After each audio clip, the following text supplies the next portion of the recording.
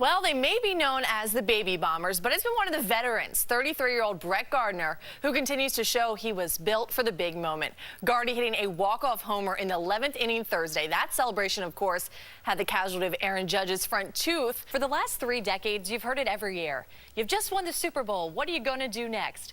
I'm going to Disney World. It's what champions do, so it's no wonder the self-proclaimed college football national champions, 13-0 UCF, had a parade at the Magic Kingdom. This lineup on paper has already been nicknamed Murderers Row 2018 edition because you're not going to be able to pitch around anyone. And Stephen Derry, I love this. Stanton joked in an interview afterwards that not only does he feel for the opposing pitchers, but he also feels really bad for those baseballs. Oh, wow. With the New York Mets so far behind in the races, they look ready to sell at the trade deadline. And on top of that, they've got Asdrubal Cabrera formally requesting to be traded after he returned from the DL and was moved to second base. Yeah, if you're a Yankees fan, the nerves were just all over the place tonight. Huge night in Cleveland as the Yankees tried to avoid going down 2-0 in the American League Division Series. Unfortunately, no such luck. The Isles and Rangers are now tied in the division standings. The Rangers looking to bounce back from a rough shootout loss on Thursday to the Devils, where it was turnovers galore. Basketball and football, well, they're pretty interchangeable these days. In fact, one of the greatest basketball players currently in the association, NBA champion Steph Curry, is making his case that, hey, he's got some skills with a pigskin, proving it where else but on the golf course. He actually has a goal to be a national team coach in China. Former NBA player Yao Ming is the commissioner of the league there and says, yeah, sounds good, but you're going to have to work on your Chinese first. And as the Yanks have climbed back to first place, they've just added pieces to get even better. Yesterday was Major League Baseball's trade deadline. The Yankees acquired starting pitcher Sonny Gray from the Oakland A's. It was an emotional return for Melo, his first time back to Madison Square Garden since he was traded in September to the Oklahoma City Thunder. As you just heard, he was largely greeted by cheers. The occasional boos were in there, yes. 8 ejections in this one, 5 players, 3 bench-clearing brawls, and it wasn't just a shoving match either. A ton of punches thrown here in Detroit because these two teams have some bad blood, as I mentioned. The Yankees have been taking some injury hits lately, but as they say, next man up. And Clint Frazier was that man, getting the call and start today in Houston. And winning is the only option if the Yanks want to see this season continue. For the must-win Game 3, Masahiro Tanaka will be on the mound in the Bronx. In his last outing, he fanned 15. Let's move on to the Mets then. Sure. They, of course, did not want to be in this position, but they are sellers this year. How drastically different will this team look when they do return back to Citi Field, which, of course, won't be till after the deadline? We will hear more from Heisman winner Baker Mayfield and former Penn State running back Saquon Barkley tomorrow night on Sports Extra. I talk with them at length about taking the next step of their football career and potentially having that next step be playing here in New York. 3 of the 4 teams playing this weekend are underdogs. That is in the sense that the Jags have never played in the Super Bowl, and neither the Eagles nor the Vikings have ever won the Lombardi Trophy. So their fan bases have been waiting a lifetime to see their teams become the top dog. Go Yankees, I got to say that. Yeah. Go Yankees. I totally agree with you. Ernie, it's really hard to think that a Yankees team would ever be playing without pressure to win. But the 27-time world champions never had that this year. They entered the 2017 season in a youth movement. Just one more quick note. The U.S. Open will get started in Queens on Monday, and some big news. Audrey's excited about that. To football now, a scare yesterday at Giants camp, but it looks like the G-men have avoided a significant blow to their offense. But according to comedian Kevin Hart, Gronk or no Gronk, it's still looking all good for the Philadelphia Eagles. Yesterday, upon his reactivation, Matt Holliday was excited to be back. He also predicted an Aaron Judge breakout soon. He will be coming to the team that led the league in home runs with 241 themselves. So really, whether you like the deal or not, there's a lot of reaction to it. There's no denying that this is now a stacked Yankees lineup. The Knicks have been an entirely different team on the road this season. Entering tonight's game in New Orleans, their road record was 2-12. Yes, you heard that right. That weight is summed up best by Millie and Phil. They're both 99-year-old lifetime fans of their respective teams, and there's even some competition between the pair for that Super Bowl spot. Tiger Woods made his return to competition this week, and through the first 36 holes, it was triumphant and reminiscent of the old Tiger. Saturday, more of a reality check. And while it's been tough for fans, offensive lineman Justin Pugh has reminded us that Big Blue certainly has winners off the field. And a lot of that early success has to do with Kristaps Porzingis, but they're playing like a team. The story at the U.S. Open has been the rise of a new generation of American tennis stars. So they advance in the Little League World Series, and then we've got got Connecticut in action tomorrow. They traded Tim Hardaway Jr. in 2015 for Jerian Grant, who was then traded for Derrick Rose. And now in order to get Tim Hardaway back, they are actually going to be renouncing Rose. Every year they have something called a silent night game. And once the game starts, they remain completely silent until the 10th point is scored. So see for yourself here. With so many sports stars proud of their fashion, it's really a shame to see these next couple of photos. Here are the Mets. They are on their way to Atlanta, and the team is sporting rompers. So clearly the Jets have gone viral, and everyone's really having fun selecting their own songs to put to that dancing. And it just never gets old. You can watch someone new each time dancing. They have so much passion. I mean, the hand movements were there. Like I said, your fantasy team is your family. That is just incredible. Pure luck, but or maybe not, maybe skill, I don't know. Yeah, beginner's luck, maybe. Exactly. Yeah. Well, that does it for our show tonight. I'm Erika Wachter. Thanks so much for joining us. Have a great week. Now, 12 Yankees, including, of course, Aaron Judge, will be making their postseason debut tonight. And despite any of that inexperience that may be on this current roster, they are feeling more excited and confident than nervous. This was the second time in a week that Major League Baseball was forced to move a series because of weather. Ironically enough, when Hurricane Harvey hit Texas, the Houston Astros actually played at Tropicana Field in Tampa Bay, which is, of course, the home of the Rays. This team is as close as ever now because of it. They're having a ton of fun, and it's all because of that one Mets fan who let his reaction known to that play in a big way with a big thumbs down. When I talked to manager Joe Girardi yesterday during their workout day, I said, is it hard that this team has to continuously keep coming and playing from behind? Is that something that could take a toll on his team? He said, you know, they've learned to be resilient this season. They've had to be. As this team really embodies taking it one game at a time, Todd Frazier did tell me pregame, it is hard to not look ahead because they know what is ahead. They have a chance here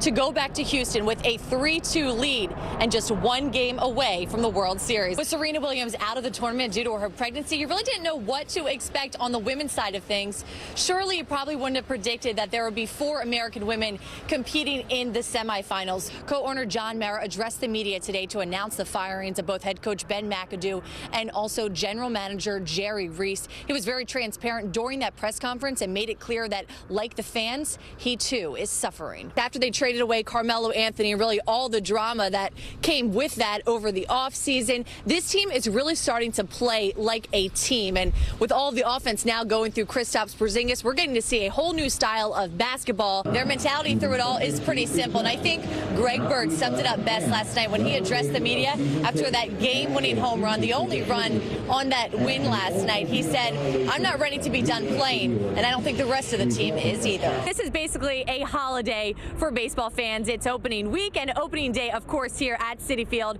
The Amazings do begin this 2017 season with very high expectations, but Terry Collins, the manager of this clubhouse, said earlier today it's something that they need to embrace. And this is so cool. We are standing right next to the track right now, and just about a half hour ago, the drivers wrapped up their shakedown, which was really, aside from simulations, their first chance to experience what this course will be all about. Just one win away from the World Series. Greg Bird calls this focused fun. That's exactly what we're seeing. They are a perfect 5-0 here at home during the postseason. They will be inheriting an extremely talented team, but they will no longer be that lovable underdog. They, of course, will be a Yankees team that is expected to win. The upper decks are closed off, so it is a different feel when you are inside Citi Field, but the fans we talked to and just being in there myself, I would say it is certainly worth it. They kind of like playing with their backs up against the wall. In fact, all 4 games that they've won this postseason have been elimination games. Now, manager Joe Girardi has started Austin Romine, who's the backup catcher. As the stats show, he has a lot more success when Gray is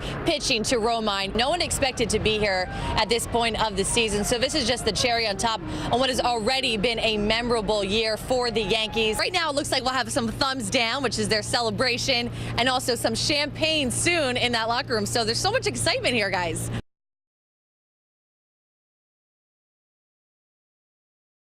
Well, speaking of the Giants, one Bronx barber can call himself part of the team. We meet the man known for the best cuts in the game.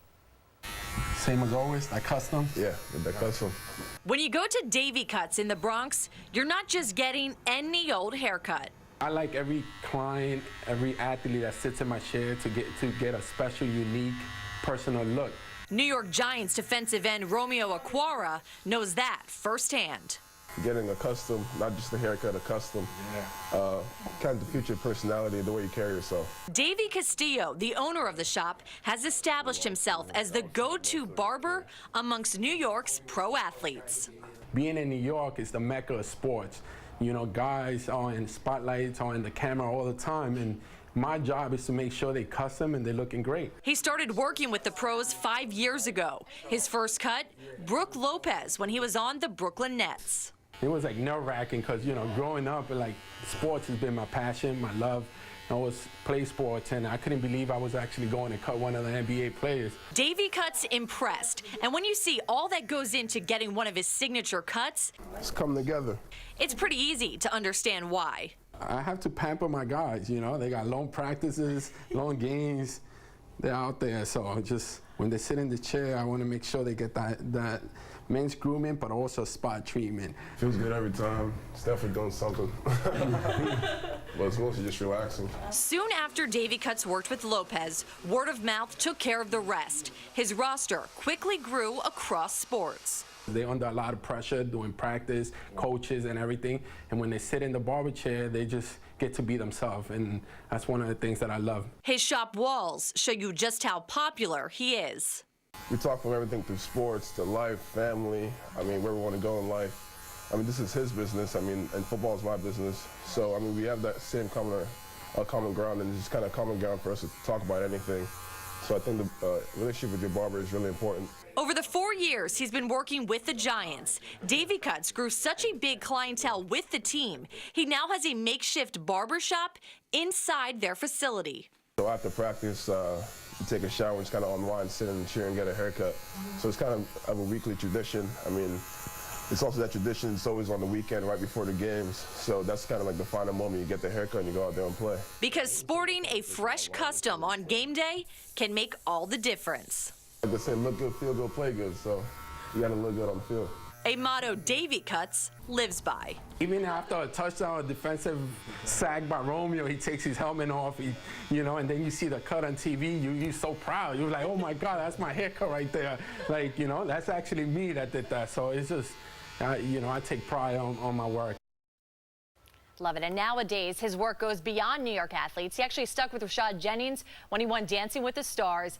And he cut the hair of Phoenix Suns' Devin Booker the night before his 70-point game. So he's kind of a good luck charm, and he often makes hotel calls for visiting players. But his favorite part of it all, which I love, is that when the kids enter his barber shop and see the pictures on the wall, it allows him to inspire them to follow their dreams.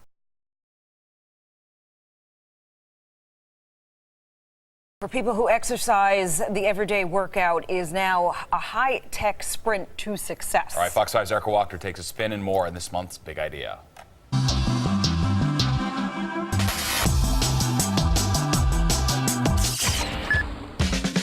I kind of really like it. The ever-evolving world of technology can help us improve our fitness more than ever before. We all need a little bit of extra encouragement to help us reach our fitness goals, and adding in both the sense of fun from video game and also the power of community can help you achieve your goals. The company Zwift, for example, bringing multiplayer gaming technology to indoor cycling, changing your workout forever. And there's your time on the sprint.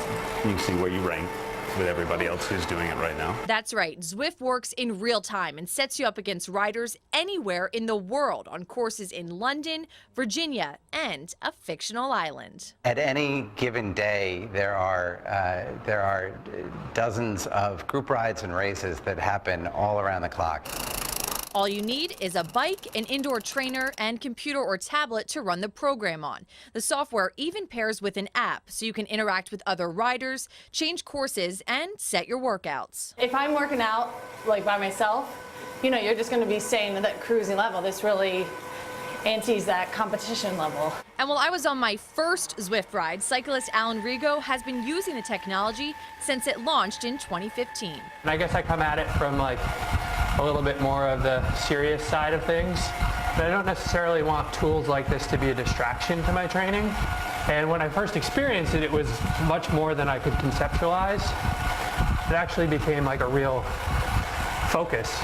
It brought some real focus to my training. Rigo most often uses it in the winter when he can't get outdoors every day. Every element is there except for one. You know, that element of just like steering your bike and bike handling, but like all the physics of bike racing, you know, drafting, watts per kilo, acceleration, deceleration, they're all in it and they're done very well. And with this type of technology, you can feel the ride itself, whether it's the flat roads or those grueling climbs uphill. It's a truly immersive environment and a full riding experience. That's where the Smart Trainer comes in. It adjusts resistance based on the gradient in the game, based on the quality of your draft with other riders, even based on the type of bike you choose to use in the game. There's a lot of things that we brought over from video games to incentivize you to work that a little bit harder, to compete against the guy next to you, to work for the goal in front of you. Meantime, in Orange Lit Studios worldwide, Orange Theory Fitness prides itself on taking the guesswork out of your workout, sticking to science. You know what you have to push yourself to get to. If I don't give you a goal, you're just going to go through the motions. Coaches like Brendan Bellantoni are there to guide the class through an hour workout centered around technology and your heart rate. We're the forefront of technology-based working out.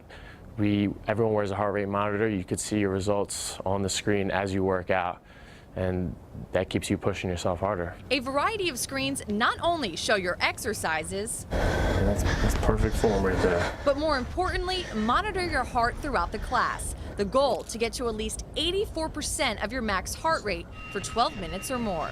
A frustrating game though when you can't get to orange. You feel like you're still working hard. You learn how to push yourself into those zones. The high-intensity training is scientifically structured to keep you in that target zone, to spike metabolism and increase energy. Building more muscle creates that EPOC, which is excess post-exercise oxygen consumption, which helps you burn more calories when you're not here. And no matter how you get your sweat on, just think of technology as another piece of exercise equipment. Because like it or not, it's the future of fitness. How you feeling? Horrible, but it's a great